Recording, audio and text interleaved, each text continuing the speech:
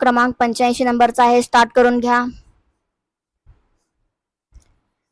हेडरला importance हा शब्द type करून घ्यायचा आहे.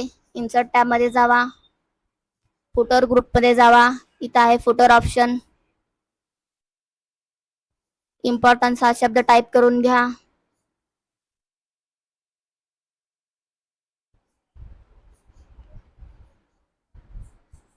टाईप करून घ्या.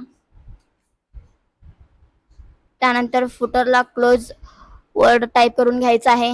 इन्सर्ट टॅबमध्ये जावा, फुटर ऑप्शनवरती क्लिक करून घ्या. क्लोजिंग टाईप करून घ्यायचा आहे.